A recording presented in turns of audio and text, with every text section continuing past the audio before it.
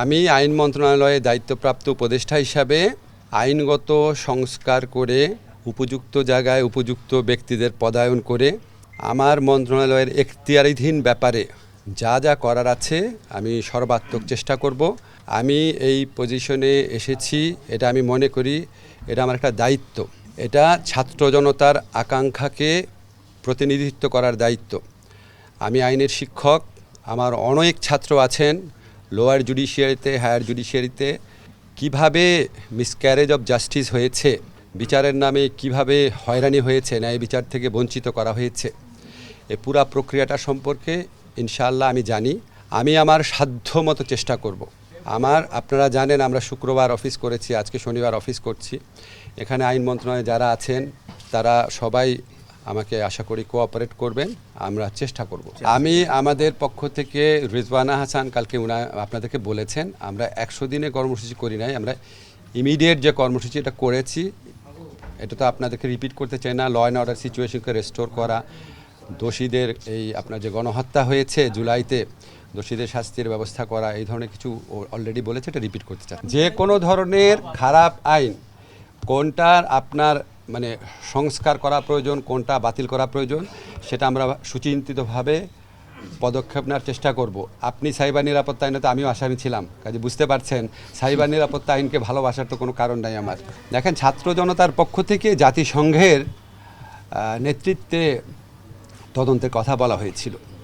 তো আমি মনে করি আমরা এখানে এসেছি, ছাত্র জনতা আমাদের জন্য যে একটা অপূর্ব সময় তৈরি করে দিয়েছে দেশকে গড়ার, সেই দায়িত্ব নিয়ে এসেছি, সেই প্রত্যাশাকে প্রতিনিধিত্ব করতে এসেছি। কাজেই সেটার দিকে আমাদের মনোযোগ থাকবে। আমি শুধু বলি এইটার মেয়াদের ব্যাপারে এখনও কোনো কথা হয়নি, আপনাদেরকে দুইটা জিনিস মাথায় রাখবেন কাইন্ডলি। সেটা হচ্ছে রাজনৈতিক দলগুলোর প্রত্যাশা থাকবে যে যত তাড়াতাড়ি সম্ভব নির্বাচন, আবার এই দেশে সাধারণ মানুষের যে সংস্কার আকাঙ্ক্ষা, সেখান থেকে প্রত্যাশা থাকবে এই সরকার যেন জরুরি কিছু সংস্কার করে যায়। কারণ আমরা দেখেছি অতীতে পুলিশ, বিচার বিভাগ, দুর্নীতি দমন কমিশন সহ বিভিন্ন রাষ্ট্রীয় প্রতিষ্ঠানকে, এমনকি পাবলিক বিশ্ববিদ্যালয়কে, এগুলিকে জনগণকে নির্যাতনের ওয়েপন হিসাবে ইউজ করার চেষ্টা করা হয়েছে। আমরা এই সমস্ত প্রতিষ্ঠান থেকে কিছু কিছু ভালো সার্ভিস পেয়েছি, এই সমস্ত প্রতিষ্ঠানেও কিছু কিছু ভালো মানুষ আছেন, কিন্তু পুরা সিস্টেমটা এমনভাবে দাঁড় করিয়েছিল যে এগুলি আপনার ভিন্নমত পোষণকারী মানুষ, মৌলিক অধিকার চর্চাকারী মানুষের জন্য এই প্রতিষ্ঠানগুলো একটা আতঙ্কে পরিণত হয়েছিল।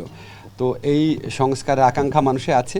সংস্কারের আকাঙ্ক্ষা এবং নতুন নির্বাচনের আকাঙ্ক্ষার মধ্যে সমন্বয় করে যেটা যতদিন থাকা দরকার ততদিনই থাকার আমরা থাকবো, বেশিও না কমও না।